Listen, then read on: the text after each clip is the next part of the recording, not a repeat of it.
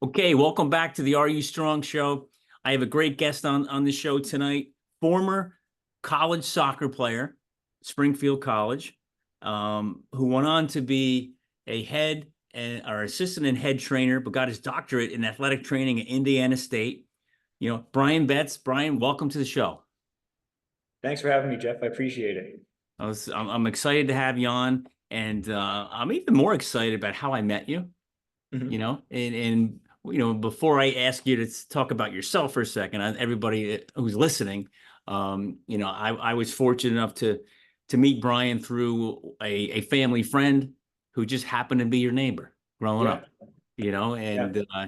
and Bobby, told me about your yard, you walking through the yard, and you had the path and all that kind of stuff. I think you talked about it too, and he was excited to introduce you to me. But why don't we just take a step back for a second? Let's tell the audience, who's listening, a little bit about you. Yeah, so I mean, like you said, obviously I'm Brian Betz.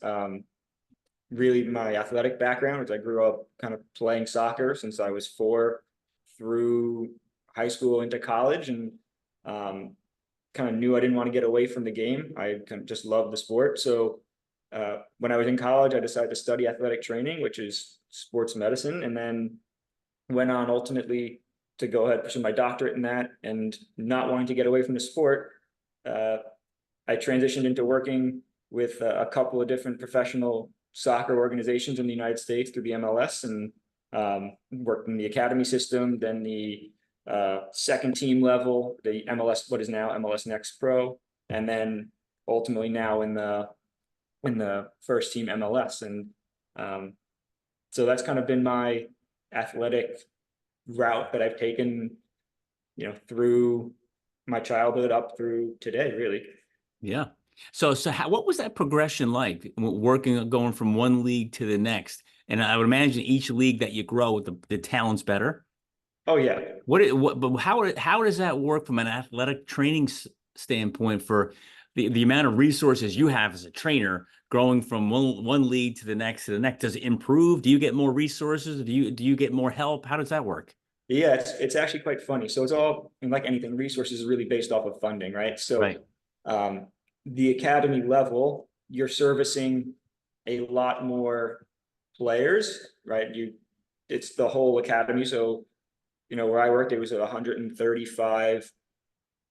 It was just guys, so young men, and they would, there were 3 athletic trainers, 2 performance coaches, and we had a lot of. There was less, I'd say, like, what's the word? Less therapy options, right? So we had like kind of the basics: hot tubs, cold tubs, game ready, right? Recovery pumps, things like that. But most of what we did was on the gym or field based, right? More rehab, exercise based, and that was just a philosophy of the club I was with. And then when I moved up, stayed in the same organization, went to the second team, we started to get more therapies. So we'd have, I don't know, more laser, ultrasound, all these sorts of things. But it was either we had to go to the first team facility to borrow them, or they were hand-me-downs from the first team. It was kind of not thrown together, but it was very, you share. You're using the first team's budget to kind of supplement what you have. And then now going to the first team, right? I switched teams and going to the first team now is, whatever we want, we can pretty much get our hands on, right? Either we, if we want to use, for example, an Alter G, so an anti-gravity treadmill, if we want to use one of those, we'll outsource it to not outsource, but we'll go to our partner, our medical provider. Yeah. And they have locations that have them, and then we can use that if we don't have one in-house. But anything else that we want, we can basically get our hands on. Yeah. Now, are you more empathetic to the guys beneath you in the lower leagues now because you knew what they're dealing with? Hey, you're more friendly to share the stuff with them? I think so. I think everyone that we work with is pretty friendly. I think I might be a little bit more empathetic than most for maybe some of my colleagues who haven't worked at that level and don't fully understand the struggles. But yeah, I think I'd consider myself empathetic that way. Good. I feel like everyone would. Yeah. Well, you got a smile on your face. So that's half the battle, right? Yeah. Yeah. So tell me, Brian, tell me about, let's go backwards in time a little bit. Yeah. Tell me about, high school. You're out in Long Island, right? Mhm. Which is a whole nother world in itself out there, right? Yeah. You know, and you're playing high school soccer. Mhm. What inspired you, motivated you, or when did you decide, hey, you know what, I'm going to play in college? Because not everybody moves on to that level. When did you know? When did you realize, hey, I'm going to do that? I don't necessarily know if I can pinpoint an exact moment where I was like, this is what I want to do. I think it was more the fact that I didn't want to give it up. Like I loved playing the sport, and as I looked around at my friends groups, everyone who played with me, they all liked playing, but and some wanted to play in college, some were kind of like, I'm done at high school, or I only want to play at the club level, and only I want to play at the club level in college. But even like I remember during my college search, being able to play was something that really stood out to me. Like it was something that was on my criteria and higher on my criteria than my parents probably would have liked in terms of selecting a school. But with that being said, I wasn't the best player, and I also wasn't recruited to play anywhere. So I was kind of going into college saying anywhere that I go, I'm going to try and walk on. And that's yeah. So I don't necessarily know if I have an exact time, but I do remember specifically when I made the decision. Right, there was a local the guy who was kind of in charge of training the local soccer club. I kind of spoke to him and said, listen, I want to play at the college level, right? I don't like, what can I do to get me the best chance? Like, would you be able to train me individually? And sure enough, he agreed, and we kind of came with a plan where he'd give me a discount, and he ran summer camps over the summer, and I'd help him out at the summer camps, just doing grunt work, moving goals, moving cones, whatever.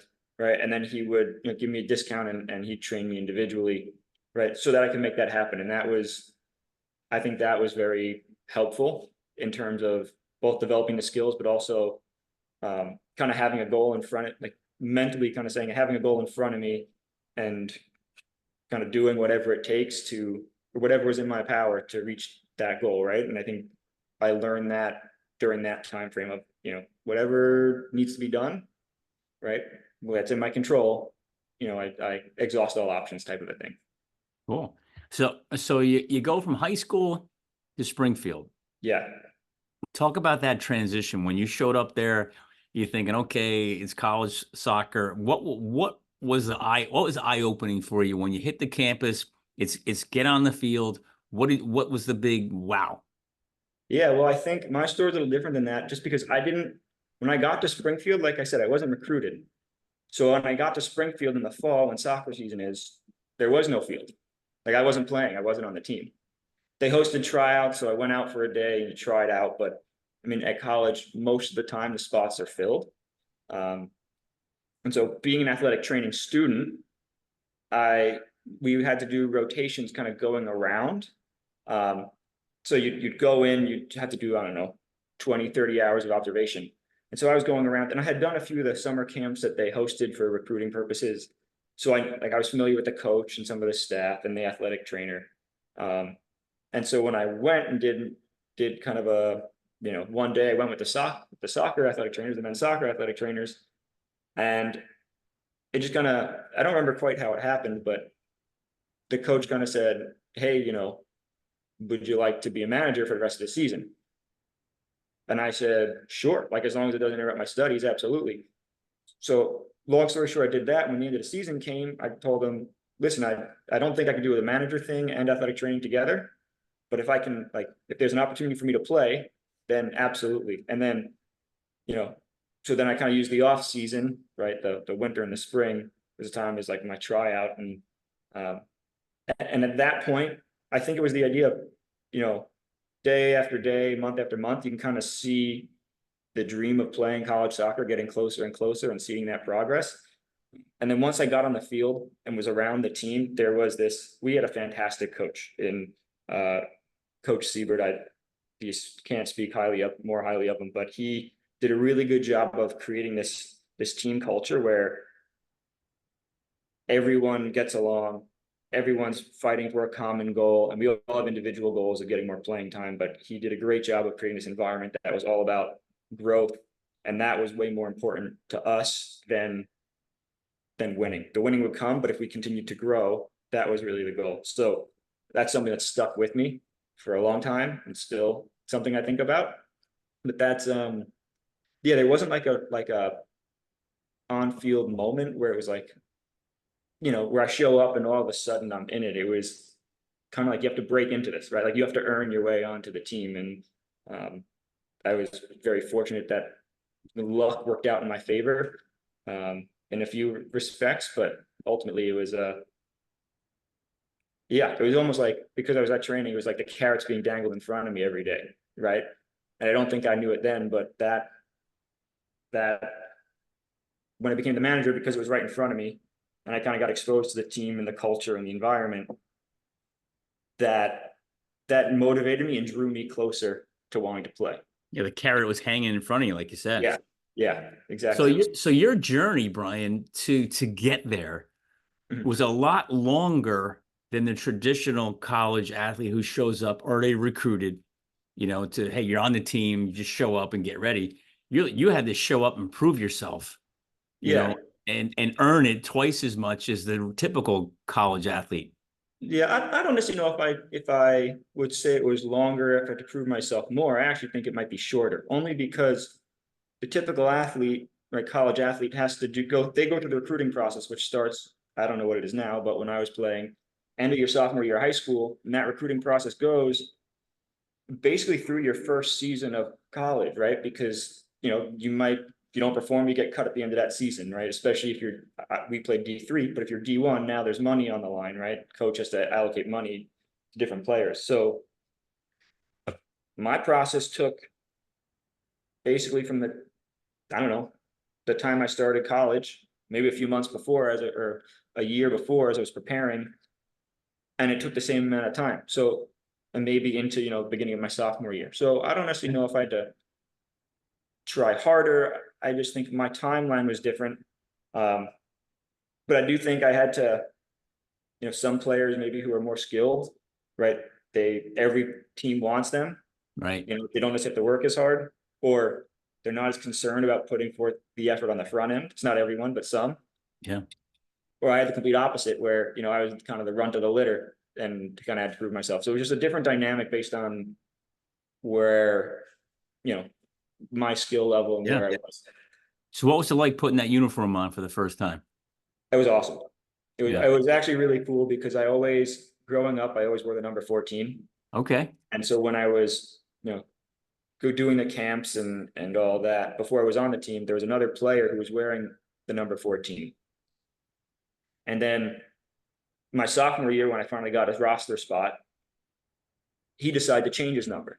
So the number opened up. So it was just kind of like, all the moons aligned. Perfect timing. It just kind of, and I jumped on that opportunity as soon as it came. So it almost felt like it was meant to be, but it was putting the jersey on for the first time. It was exciting, right? It was kind of like I'll say a breath of fresh air, like, I made it. Yeah. So that was really special. That's awesome. So if you think about, you probably just gave the answer, but your most memorable moment from college soccer, would it be, hey, putting that uniform on for the first time, like, holy smokes, I made it? Or was there another point in time during the next couple of years, like, man, this just stood out, like, this is the moment? No, I think, to be honest, I can't necessarily picture what it was like or where I was standing when I put the jersey on. Obviously, I was in the locker room, but I think the moment that really stood out was, I kind of mentioned that I fought to get on the team in the beginning, but I was always on the back half of the roster. So, my coach played a style that was very aggressive and a lot of running. And so based on NCAA rules, we do a lot of substitutions in the first half and in the second half. So the back half of the roster still got to play, which was really cool. So, I got playing time. I didn't start, but I got playing time. But at the end of every season, right, the new batch of players coming in is going to increase the quality of player, the average quality of player. So every season, between seasons, for me, it was about, I have to make the next step with everyone else because now the pool is getting better. So if I want to stick around, I have to keep getting better. So I think the memory that really stands out to me is on my senior night, getting a chance to start. And it was kind of like a thank you for playing, right? Was I really the best player who deserved it? Maybe not, but because every year after year, I had to bust my butt to make sure that I was, fit, more skillful than I was the previous year and the year before that. I think, when getting to start and then when the final whistle blew, that was an experience. That was probably my most fond memory. Yeah, you're never gonna forget it. No, You never forget it. So looking at college athletics, so you knew you wanted to be in the athletic training world going to college. yeah. How did you figure that out? It's like you've gone to the I don't want to say the peak of the mountain, but you're at the top of your game, with your education and your professional sports. How did you know that's what you wanted to do?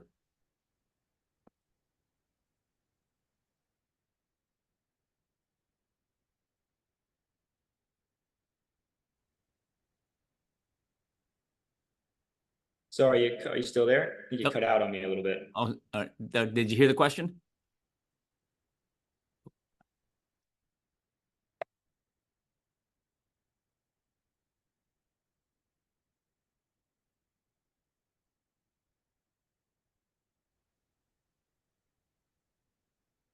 Okay, we're back. Can you hear me? We're back in action.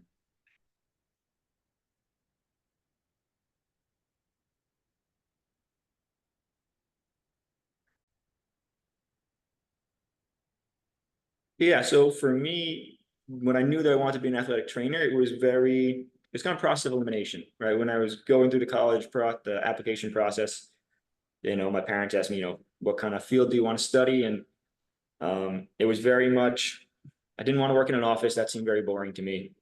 I knew I wanted to stay around sports, specifically soccer. And as I was kind of looking at schools and looking at majors, I came across athletic training. And that really kind of stuck out with me. It really was like, oh, that's something I can do. I like helping people. I like the medicine side of things. And, because I was looking to physical therapy too, and it was very similar, but you're more engrossed in the sport than you are with physical therapy.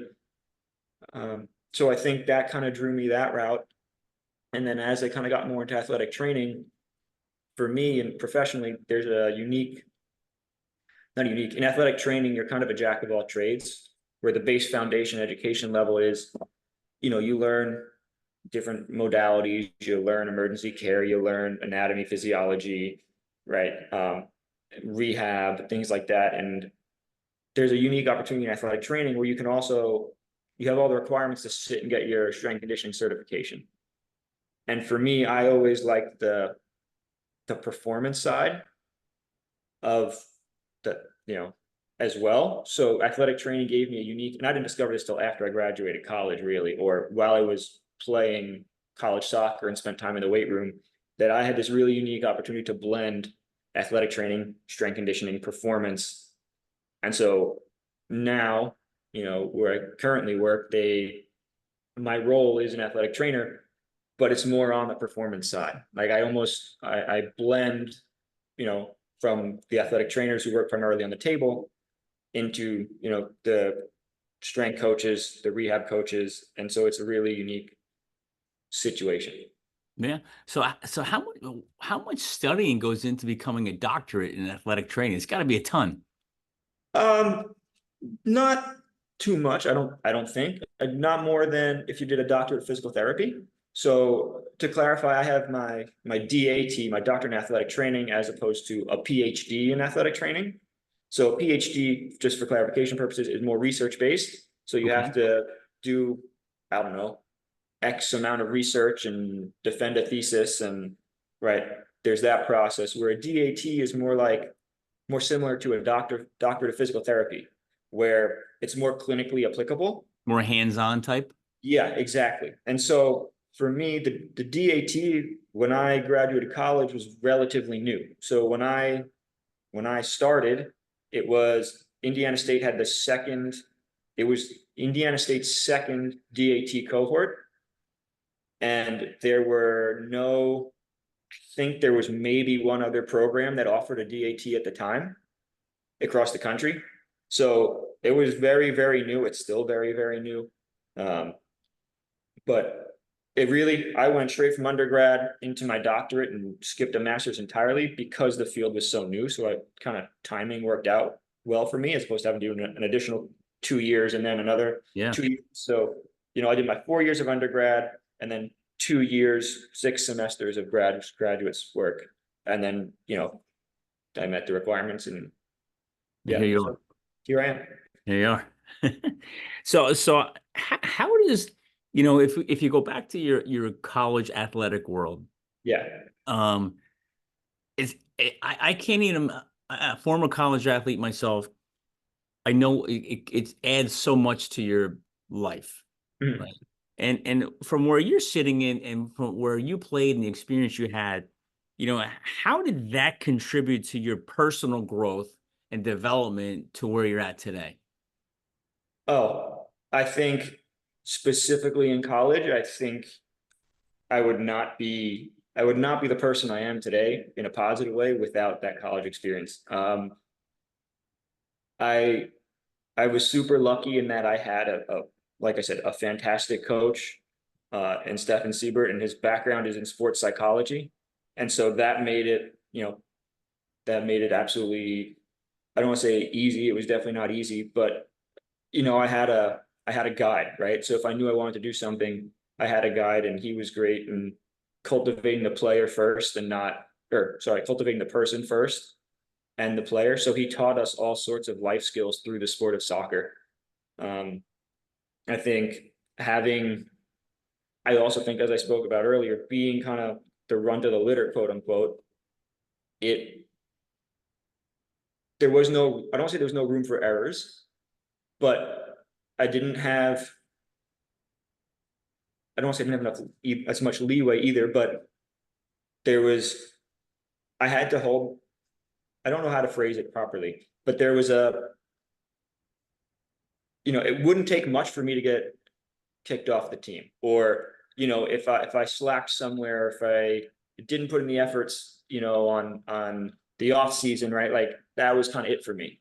And I knew that the whole time. So I think through that kind of the situation I was in and the coach that I had, I mean, we had a ton of direction to, I mean, I've learned so many just life skills from that. Our coach taught us, calendar planning. And I don't know if anyone else that you spoke to has been an athletic training student and a student athlete, but you're basically in season for all 3 semesters or all 2 semesters, all year round between your clinical rotations and your actual sport that you're playing. So, there was no off time. So I had to have for me, I learned to just have a goal, a clear goal, something that I wanted. And then you kind of, everything else fits around that. And I don't know if that answers your question, Yeah. Yeah, but that's huge. And so you just talked about you have three things you're balancing in college. Mhm, You have the game, mhm, playing on the team. Your academics, is heavy, and then you got to have a mhm. life. You know what I mean? Yeah. So what advice can you give to a young guy coming out of college? Hey, this is what you got to be prepared to do if you truly want an academic type of major that's Mhm. tough, and you want to play at this level. You got to be prepared to what? I mean, there's sacrifice to it. I think you have to, a few things. You have to know what you want. You have to know what you're willing to give up to get it, right? And I think from that you can then make a plan to go ahead and do that. So, you talk about, you mentioned balancing the academics, the athletics, and the social life, or everything outside of that. In all transparency, my academics and athletics took over my life for my college years, and I loved it. I loved every second of it. I loved having a goal, something that I was 100% committed to. I loved, and I got my socialization and things outside of that from my teammates, right? Like I said, my coach created an awesome culture where everyone got along, and there was no really very few issues within the group. So you know, I got to a point where maybe I wasn't in balance, but I knew what I was striving for, and I knew that I wanted it. I knew what I was willing to give up to get it, and then it was just kind of executing that plan. Does that make sense? Yeah. Oh, Right. God. And I was okay with that, right? Like, not, maybe everyone's not okay with giving up some of the social activities or some of the extracurricular activities outside of academics and athletics. But that was something that was okay for me. And that's, Yeah. okay for, everyone does what's best for themselves Yeah. and what they're comfortable with. And Brian, you talk about sacrifice, and I hear so many athletes talk about that. I sacrifice, I sacrifice, I sacrifice. And I learned a long time ago. I used to say the same thing. I sacrifice this, right? And I learned a long time ago, say, you know what? Sacrifice sounds so hard, right? And I say, you know what? It's really a sacrifice or an investment of your time somewhere else where you want to reap the reward 5, 6, 8, 10 times over, but it's down the road. Yeah, I Right. think, that's a good way to put it. Yeah, it's a conscious choice to spend more time here than there Yeah. so that you can get the outcome that you want. Right. Because I can tell by the way you're telling me the story Yeah. that the choices you make them with a smile, even though they Mhm. were hard. You're making them, hey, this is what I want to do. This is Yeah. what I'm jacked up to do. This is what I'm excited about. It's not really a sacrifice for you. No. You enjoyed every moment of it, even though a lot of it was really hard. Yeah. Right? Yeah. Does that make sense? No, yeah, you hit the nail right on the head. Yeah. For me, it was, like I said, knowing what I wanted, being sold out to it, and being willing to, you know, luckily what I was willing to, you know, I think you are right. It's an investment of time, and that's a great way to look at it. But inevitably, you're also, if I'm investing my time, you only have so much time, right? So if I invest Yeah. it here, I can't spend it there, Right. right?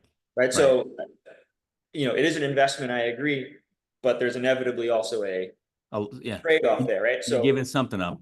and you have to be okay with Yeah. that, right? Yeah. So, yeah, no, I think we're always out of balance. There's never a true balance. You're either out of balance in the game, Mhm. or you're either out of balance towards your academics, Mhm. or you're out of balance towards your profession. Mhm. There's never true balance. You just got to understand that wherever you're at that time, that's where the balance should be. Yeah. I You heard know? this recently where it's just kind of playing off what you said. There's no balance, but am I willing to be out of balance? Or I should say this, right? It's almost the law of averages, right? If moment to moment, you're never in balance, right? Like, I can't, what's a good example, right? I can't, if I'm training for a sport, right? And I'm also trying to, be a good academic student, I can't do them simultaneously. Yeah. Like, moment to moment, I can't do them simultaneously. You got to put one down. Exactly. Yeah. But, right, I can plan it out so that over the course of the week, they're balanced, right? Or maybe I spend, 3, 4, 5 years working on X project so that, 4 or 5 years after that, I can spend more time relaxing, right? Yeah. Or whatever it is. Yeah. So, Exactly. That's yeah. it. That's it. So let me ask you this question. This one, I love asking this question. Okay. So when it was time to say, I'm not putting these cleats on anymore, Mhm. how'd you handle that? Hey, I'm not playing. I'm going to go play for fun, pick up whatever, but I'm no longer playing in the college world anymore. How did you handle that? And was it difficult just transitioning out into the next stage of your life? Yeah. I'm gonna be honest, I don't really remember. I remember it being our last game. I remember, taking off the boots and be like, this is it for my playing career, my competitive playing career. I still play. I still love to play. I play recreationally. It's not quite the same. But I think I also knew that when I graduated college, I had done a few internships with teams in the MLS. So I was now, like, all my focus that was put towards playing now went towards, getting my first job, right, in the Major League Soccer environment, right? So and I knew I was still going to be around the sport because I'd already had at least one internship, and I knew that I knew that I had the capability to stay in the sport. And I think that's really what I was after more, was the team environment, and being around the sport and other people who love the sport. So I wasn't so much upset about, I don't know, I had something else to look forward to. Does that make sense? I just kind Yeah, of yeah, my focus from there. I think the hardest transition I had was actually from when I played my last high school game. And I think that was because I didn't know what was next, because mm, I wasn't recruited, right? So I didn't have anything lined up. It was just kind of like this could be the end of my soccer career. yeah, And that was hard. Um, I don't remember kind of what went through my mind, to be honest. I remember being, especially at like when the final whistle blew that last game, I remember being pretty sad and crying. But yeah. other than that, I don't know. I think I've always just taken one task at a time, and when one chapter closes, reflect on it and reminisce about it, and enjoy the memories that I created in that. Yeah.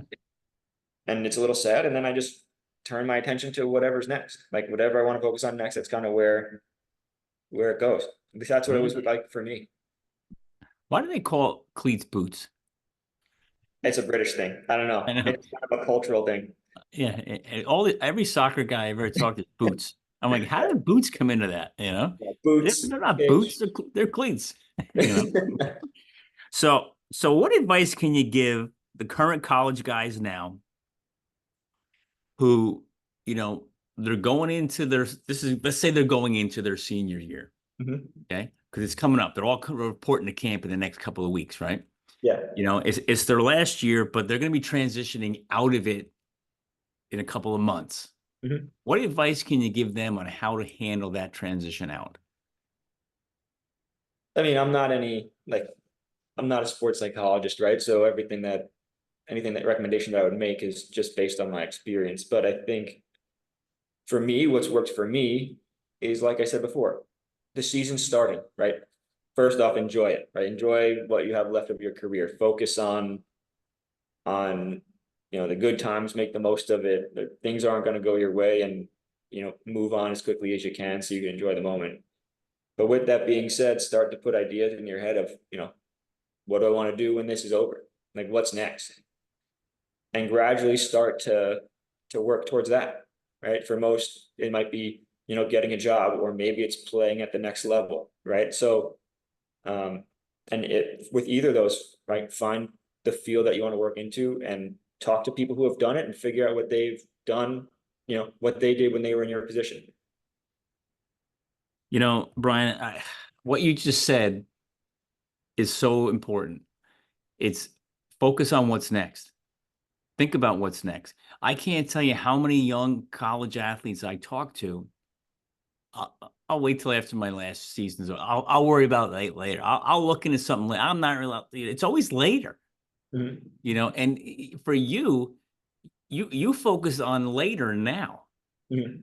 but you focus on later before you even got to school because you Mhm. knew what your career path was. But then soccer became part of it, and you weren't even sure that was going to happen. You know, so you did almost the opposite. Like, hey, I know what I want to do career wise, and then soccer came along with it. Where these other people, hey, the sports coming for, they major in their sport and they get a degree that comes along with it, whatever that's going to be, right? Mhm. And then they figure out at the end. But sometimes at the end, it becomes very difficult. Yeah, I think it's hard. For me, it becomes more of this this transition can be done a lot of different ways, right? And for me, it was, I knew what I wanted, right? I knew I wanted to work professional soccer, and I knew when I came to the end of my college career, I was playing Division 3 college soccer, and I was in the back half of the roster. So my prospects of playing professionally were very, very, very, very slim. And so, but I knew I wanted to be in the game, right? I kind of knew. So for me, I kind of knew when I got to the end of my college career that that was it. I think some people have the ambition to play in the next level and have the ability and the skill set to do so. Um, and so for me, it was kind of like I always knew, because of my athletic ability, I kind of knew that there was coming to an end and that I need to start preparing for that. Um, so it's just how much of a window do you give yourself to prepare for the next step, and that made the transition easier because it didn't seem like a massive jump, when the season ended, I'd already done an internship in the MLS, right? I had spoken to a few MLS athletic trainers, and I kind of knew, right, the route to go and what I wanted to do and the next steps I'd take. So as college soccer season came to an end, there was time to develop the skills that I needed in the second semester to do that. And that was applying to grad school and whatever else. But for me, if I make that window really short, it's a lot harder. No different than in college. Do I want to study for the exam the night before, or do I want to take, 3-4 weeks before the exam to study the material? It's kind of the same concept, just, Yeah. broadened out a little bit. I just think Yep. that's kind of a concept that's, true with anything. Yeah. So that being said, as they're developing their athletic skills, Mhm. they, what recommendations can you give to the college athletes now? Hey, you should be thinking about, and it doesn't mean it's the perfect answer, but what skill sets do you think they should work on while they're in school, playing their sport, getting their academics done to prepare them for life after the game? Well, I think one very much so is time management. I think that's huge. I think, and this is going to sound kind of strange, but I think sports psychology. I think study sports psychology, find books on it, right? Mind Gym is a really good one. I just read a book about confidence and building confidence. I can't remember the name of it or the author, but it was a really good book. Other books, there's a book called The Champion's Mind. There's sports psychology will help you in your performance in your sport, but sports psychology really is beyond that. It's how do you become successful? How do you live a life where you're achieving your dreams and your goals? And so I think that's what I did. One of the best things that happened to me was my college soccer coach, who I've mentioned a few times already, he was a sports psychologist. So in season, he had us reading, and I hated reading. Elementary school, middle school, college, or high school, I absolutely hated reading. And then I got to college, and our coach told us, I think it was like once a week or every night, you're going to read a chapter in this book. It was a 5-page chapter, and it was the book Mind Gym. And it just talked about mental training, how to become a better soccer player and perform better on the field in whatever your sport is. And almost all of those lessons that I've learned through the books and reading could transfer outside of that, right? Focusing on the present moment, calendar planning, prioritization, setting goals, keeping them in front of you. I think there's so much good information out there that applies way beyond the field. And so I think learning about that and continuing to learn, I think, is the best thing you can do. Whatever it is that you want to achieve, learn how to do that. Learn. It's you say, you hated to read. There's very few athletes that want to read anything No. because they're so busy reading their playbook. They're so busy, doing whatever. And I wasn't a big fan of reading either, Brian, until I turned to like age 40. Mhm. Yeah. Yeah. And then I read this book, hopefully everybody who's listening, the Attitude is Everything is the name of the book by Okay. Jeff Keller. Jeff Keller wrote it. It's only 120 pages. Every other page is half written, blank or whatever. So it goes quick. Yeah. But when I read that book, it got me to think differently, look at things differently. And it got me to look at reading differently. And now I don't want to say I'm a super addicted, avid reader, but I'm always reading a book. Yeah. Like I make sure that before I end the book I'm reading, I have the next one ready. Oh yeah. You know what I mean? I'm with you wholeheartedly. And the reason I said I hated reading in high school and like all up through high school was I didn't like reading. I didn't like any of the books I was reading. They just bored me. Yeah. Then I got to college and our coach had us read this book and I couldn't get enough of it. Coach, Right. what should I read next? What should I read next? And now, since that point, every day I make sure that I pick up a book, and Yeah. it's to the point where I know now, and this might be a little bit extreme, but for the month of August, for example, I selected 3 or 4 books that I wanted to read in the month of August, figured out how many pages they are, and I know, okay, if I want to get through these 4 books, I have to read X number of pages every day. Yeah. I sit down and I read those pages, right? Yeah. So, and it's usually based on things that I want to learn or things that I'm working on. But, Yeah. finding a topic that interests me, and for me, the topic was bettering myself. If I can find a way to better myself, that interests me. That's what I do. That's great.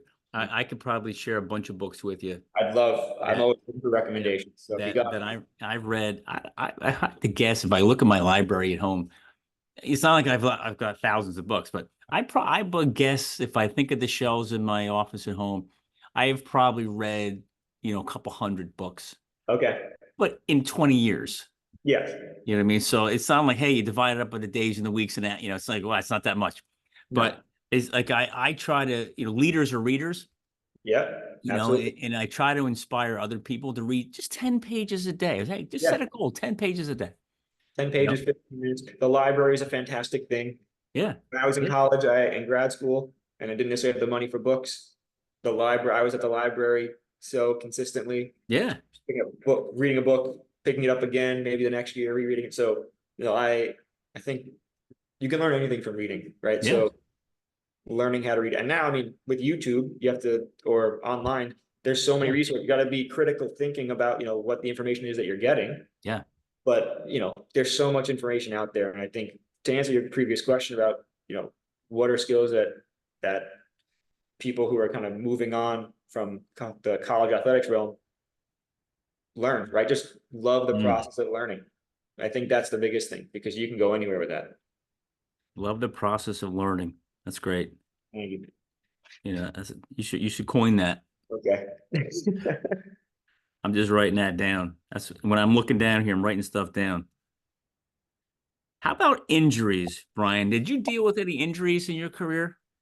Nothing serious. Ironically, being an athletic trainer, I feel like most athletic trainers have some sort of, I had tore my ACL, and that made me want to go help other people. Mine was, I broke my big toe in high school. Yeah, early on in high school, I broke my big toe, and I had to sit out for 2 weeks, which is absolutely nothing in the grand scheme of things. And like a bad patient, a week went by, I felt good, and I convinced my coach to let me play, and everything ended up being fine. But, I just hated being out. And so that kind of also led me to say, maybe athletic training is the way to go. I can help people get back on the field faster. Yeah. So that was my injury. But in my day-to-day work, I deal with injuries, every day.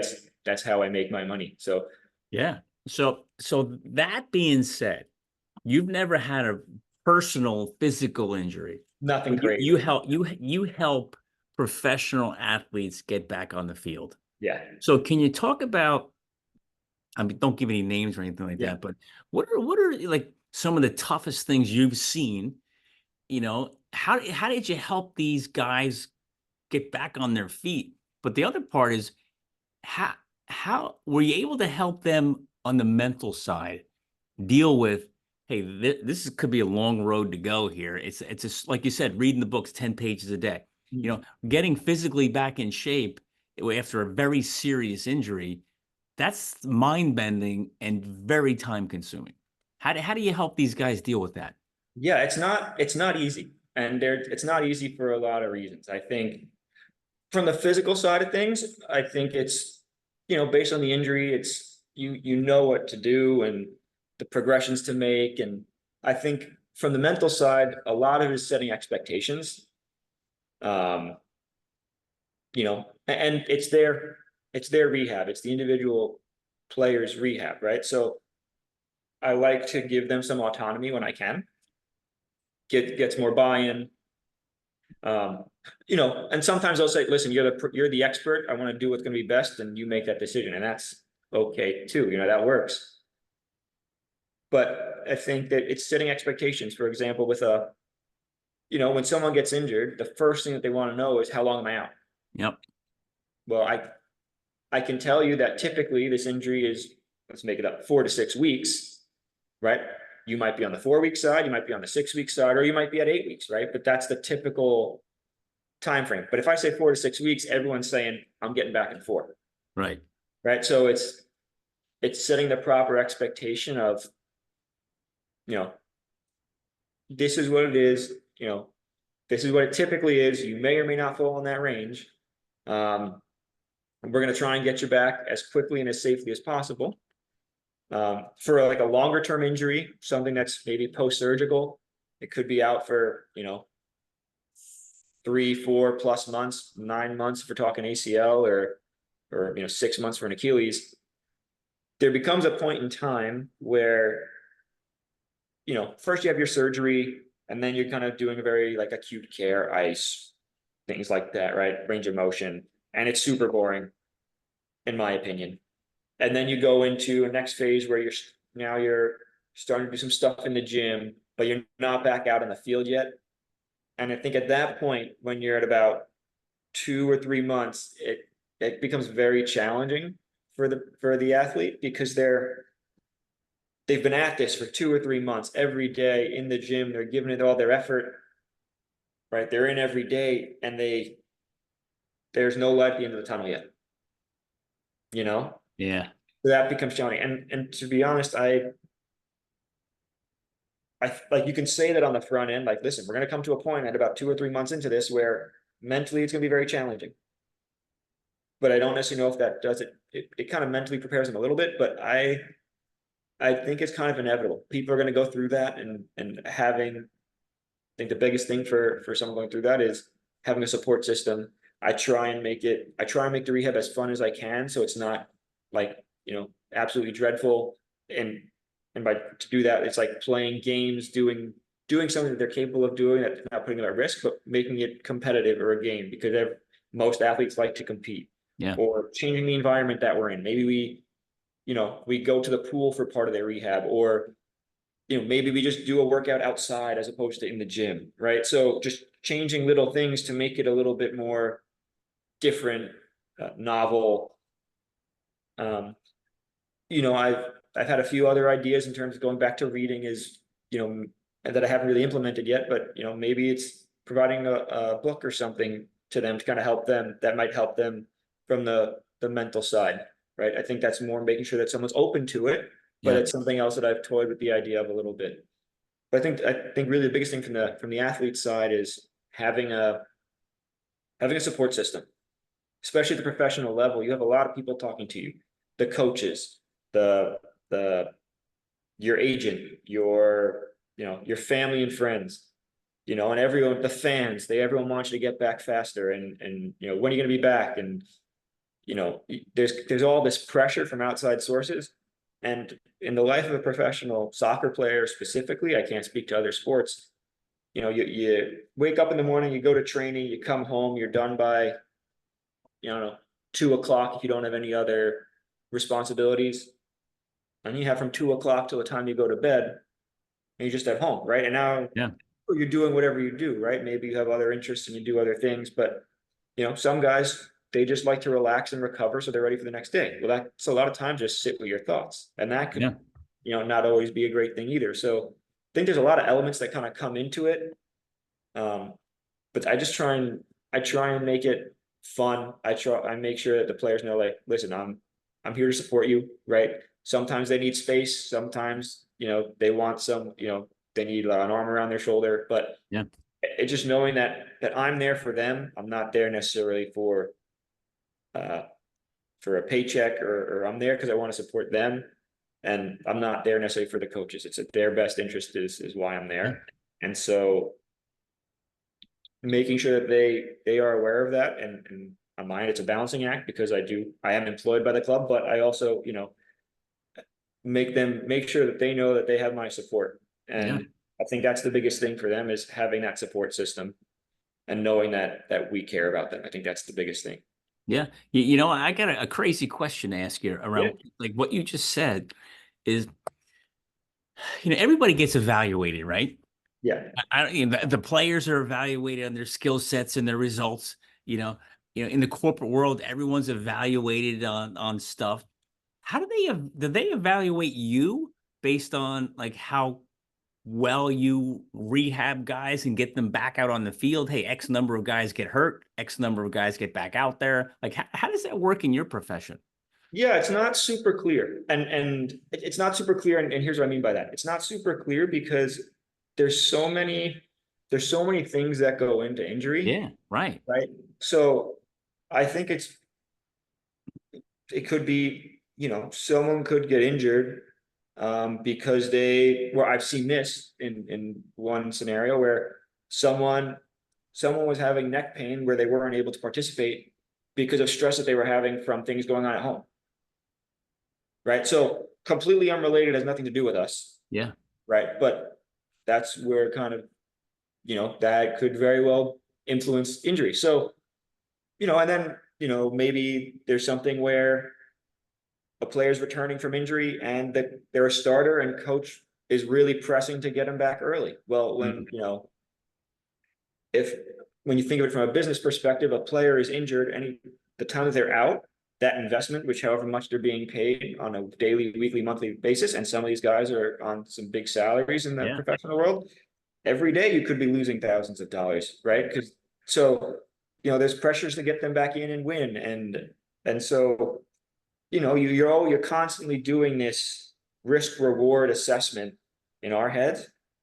And so my point being, it doesn't necessarily come down to like how many injuries do you have and how many return or how many get re-injured. And I think that's where it stems from. Like we have to be assessed somehow.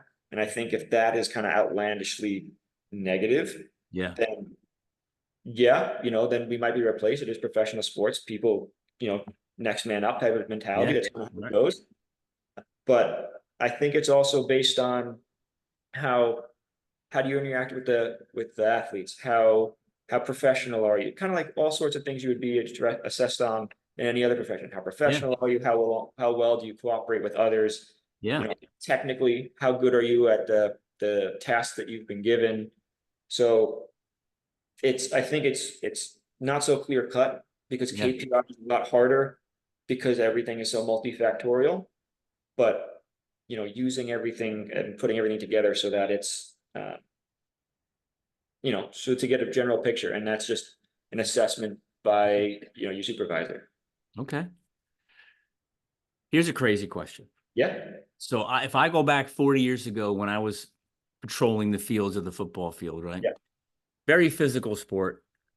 And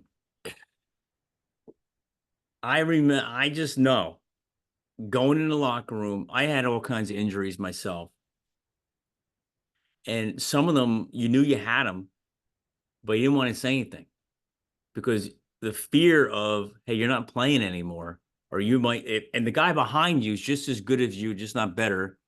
And he hasn't gotten that opportunity yet. So you don't want to give it to him. But if you go under the rehab or you tell him you're hurt, it could affect your career. Do you see that happening? And if so, if you see it and you know what's going on, but and you're like, come on, man, I know there's something wrong with you. Let's fix this. And they're like, no, I'm good. You see guys not, well, how do you handle that? Yeah, it's not an easy situation. Yeah. It's definitely not an easy situation. But again, I think it's making sure that you don't get the trust of every player, but you have to convince, you almost have to do a sales job and convince the player. I say convince them, and maybe that's not the right term. We're looking out for the interest, right? Holistically. Yeah. Right. My primary role within the club, the way I see it, is I am I'm there for the player's welfare and the player's well-being. And I'm there from a business side to protect the assets that they've invested in. And so, I think if a guy doesn't want to, I can go up and talk to a player. And my goal is to keep him on the field, right? But if I think that they can continue to play with relatively minimal risk, I will let them do, I'm okay with that. Like, I understand that there's part of the decision process and any decision that we make is, athlete preference. Like, what do they want to do? And we'll definitely consider that. And sometimes that becomes a tipping point on what we end up doing, the decision that we end up making. But, if we go up, if I see someone like you said, right, who maybe has something going on and they're holding their shoulder or their knee or their ankle, or they took a hit in the game, we go over and we check on them, right? What do what's going on? Tell me about it. And a lot of times they'll say, I'm fine. if they refuse to talk, I hate to say it, but there's not a whole lot I can do about it. Yeah. But it will, oftentimes what happens is and you see this in soccer, right? Because I think soccer is a good example because they're notorious for drawing fouls, right? Going down, rolling around, making a little bit of a scene, Yeah. and then they get up and then they get They're on with fine. the game, right? So, when you go out on the field and you see someone rolling around, when you know the players, you kind of say, okay, so and so, if they get hit, they're really gonna make a scene out of it. If so and so goes down, they don't go down. So if they Yeah. go down, something's probably wrong. Something's wrong. But so you get to know the players and Yep. their tendencies. But ultimately, I think when a player can't go, they know, and especially in a game, like if I can't move my arm, right? If I can't move my right arm and I'm playing quarterback and I'm right-handed, I can't go, right? Yeah. If I do something to my knee and I can't physically run, it, right? Like if you can't physically go on, Right. you typically know it. So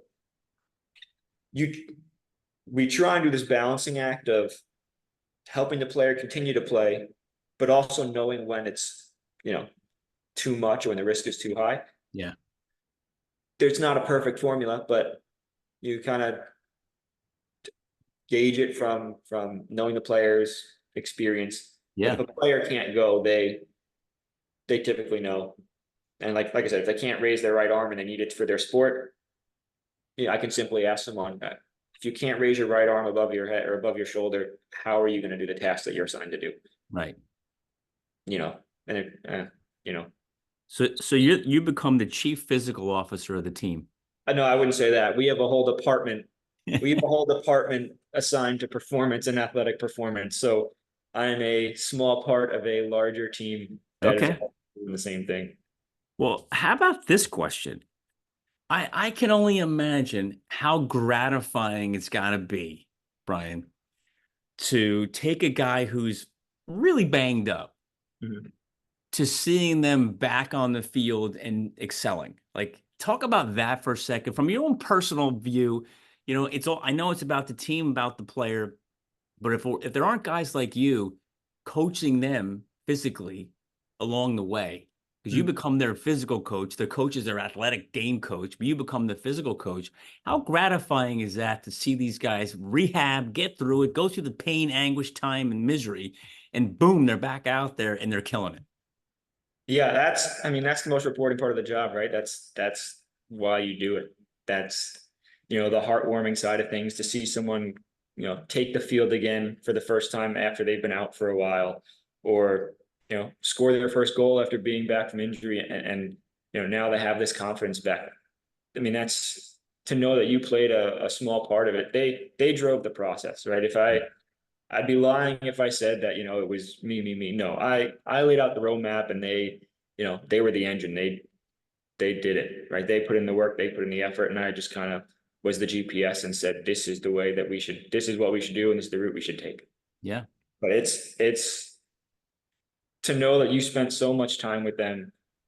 You've seen the ups and downs that we were talking a bit about earlier from the mental side of things, right? The triumphs, the setbacks along the way, and now they have this ultimate, like we were talking about earlier, right? The moment where it was like, where you really kind of feel like you've made it. Yeah. It's super gratifying.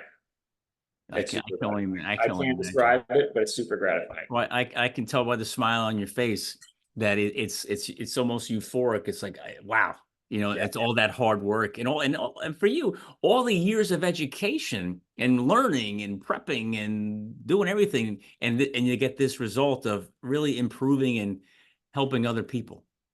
Yeah. So We so I have a guy that I'm working with right now who I'm really excited to see him get back on. Like as we're talking about this, the reason that I'm lighting up is I'm working with him now and it's been a long journey and I can't wait to see him get back on the field because I know how important it is to him, right? How much he wants it, how hard he's been working. And so I'm thinking about that moment in my head now as we're talking, and I am beyond excited for that's when he's great. able to take the field again. Is he going to get out there soon? I can't share too much information, All right. but hopefully sooner rather than later. All right, good. What advice can you give? A couple more questions. What advice can you give the college student who's aspiring to follow your career path? What advice can you give him to make sure he achieves what you've achieved, and get to your level? Yeah, I think, and I think this advice might apply to anyone, right? Is if you know what you want to do, find someone who's done it, and then mimic what they did, right? And they can help steer you and guide you just like I would in someone who's going through rehab, right? I could, they can kind of point you in the right direction. And in the process of doing that, right, help them out however you can. So my path, which I look at the staff that I'm working with now, all the athletic trainers, and we've all taken a little bit different path. Some were athletic trainers in college, part of this. Some were they started in the another professional soccer environment within the United States. Some were in professional soccer abroad, over in Europe, some, and myself, right? It was up through the academy system. But I think the biggest thing that you can do, the hardest thing to do, I think the hold up for most is getting your foot in the door, right? Is spending time, getting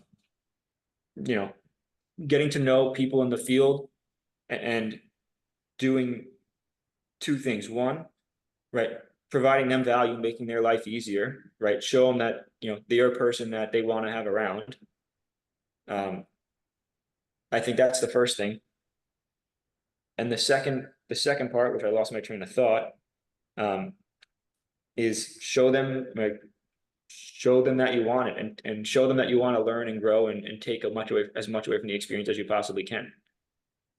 So from what that looked like from my end, it was internships. Like I knew that I wanted to work in pro soccer. And again, you can only do this if you know where you're headed, your end destination.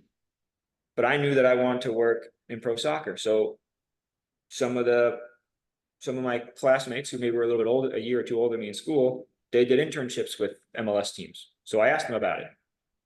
And they said, absolutely do it. It'll definitely set you up. So I did that. And then, then I got, and that was, it was unpaid, right? I moved to, my internship was at Philadelphia. I moved to Philadelphia, I grew up on Long Island. So again, talk about sacrifice. I gave up.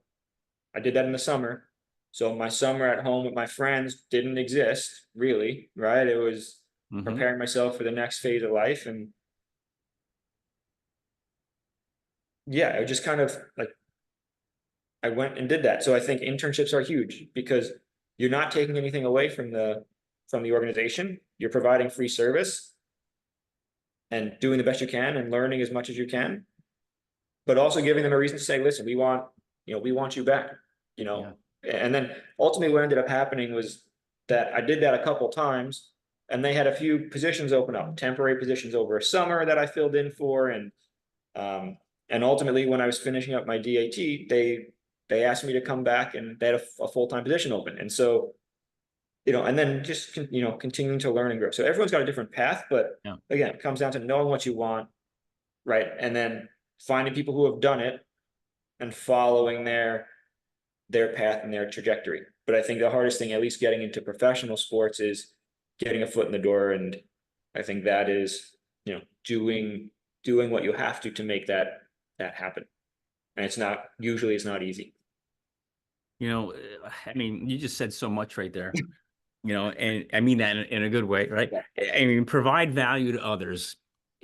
So many people, Brian, are me versus you just said, hey, look, you provide value to others. People are going to appreciate that. And it's probably going to open up more doors than you even know. The other thing you said is find someone who's done what you want and what you want to do and go do what they do. I mean, that is so big, and some people just aren't willing to go do that. And what I tell people, hey, listen, be careful what you want, because when you find out what you have to do to get there, you might not want that anymore. Because all these people see is the accolades, they see all the fancy stuff they have, whatever, and then it comes down to, well, what did they do to get it? And once you find out how hard that road was to get there, sometimes people, I don't know if I want that anymore. Mhm. But if you, hey, that investment of time and energy or whatever and value in others, if that's what it takes, so that's what you got to do to get what you want. Yeah, So that's awesome. It's I'll tell you, Brian, you got one hell of a story, thank you. and your story, and now I see why Bobby wanted me to talk with you. Um, it's just self-driven. You know what I mean? Like I'm gonna guess, and I'm not asking you to tell me this, but it sounds like you've had no breaks along the way. Like you've earned everything you've earned because you went out there and got it. You figured out what you wanted. You didn't, and not that you didn't have help along the way, but you went out there and got it because you were driven to get it. Yeah, I mean, in some respects, yes. You know, I think life, there's times when you're lucky and times when you're not lucky. So an example of this, right? Like I was lucky, I grew up on Long Island, which is definitely not and my family, was pretty well off, right? So, there's an advantage that I have, kind of coming out of the gate where that allowed me to do some of the internships that I had, right? So, Yep. I'm not naive to think that, you know, not everything I did was a struggle. I was definitely in a really good situation. Um, but I think it's, you know, finding the opportunities and finding ways to make it happen. I think just another example of just, me being lucky was when I applied for the initial uh internship in Philly, I actually applied to every MLS team across the country. I sent Really? emails to every athletic trainer and I sent like pen and paper, well, printed right to every athletic trainer across the Who MLS. does that anymore? Yeah, Right. I graduated college or I applied to college in 2012, so 12 years ago. But they right, so and I got turned down by every single professional team except for the day before I was supposed to take my finals my junior year of college. I got turned down by every professional team except for Philly, who I hadn't heard from in like 3 months. And then he reached back out and said, "Hey, like we'd like to offer you the position." Awesome, right? So, a lucky break, but I think um I heard this recently. I was reading it where success comes when opportunity meets preparation. Mm-hmm. And I think I can control what I can control, right? I can't necessarily control the family that I'm born into. That was a blessing. I'm very grateful, to have the family that I do have. Um, I can't I can't determine if coach chooses me to play on the team or picks me to be on the team, right? I can't choose if I want to get into, or I can't choose if I'm selected to do an internship. I can't choose if I am, if I'm chosen or selected for the next position. But what I can control is how prepared I am and to put my best foot forward in doing so. So, what does it take to do that? Right? Like, what can I do now, today, tomorrow, next week to put myself in the best position that it makes it even harder for the other person to choose someone else. Mm. So I don't know. And to be fair, a lot of the stuff that I'm saying I've learned from friends, mentors, Yeah. books, Think and Grow Yeah. Rich, right? Yeah. How to Win Friends and Influence People are books that I go back to over and over and over again. So nothing I'm saying is mine. It's just my information. It's just, how things I've read that I've just started applying. And Yeah. um, I just, again, find people who've done what I want to do Yeah. and follow it, right? Learn from them. You said a couple of times. I had someone on the show not too long ago, and they were using the word lucky a lot also. Mhm. And I coined the phrase a long time ago Mhm. because I used to say, yeah, I'm like, I got lucky. Yeah, I got lucky. Yeah, I got lucky. Almost the same, just like you're saying. But hard work finds good luck. And everything you said about you got lucky because you did this, you got lucky because you did that, you got lucky because all the hard work that you put in, Brian, is what puts you in the scenario, opportunity around the people to give you the luck that you wanted. Because without that hard work you put in for all that time, energy, and effort, you wouldn't have had that luck. Mhm. You know what I mean? So, Yeah. so hard work finds good luck, and you deserve all the luck you got. Thank you. You know, which Thank you. again, it's enjoyable to talk to somebody like yourself who has come so far in a very tough profession. I can't only imagine how hard it is to get a job in a professional athletic world, you know, and keep it. Yeah, I'm lucky. Again, I do what I can, but realize what's outside my control, and I consider myself lucky to be in the position I'm in and even have the opportunity to work at the level that I do. Yeah. So And you mentioned the book Think and Grow Rich, right? I read that. That was one of the first or second books I read. And I recommend that all the time. But here's what I tell people about that book.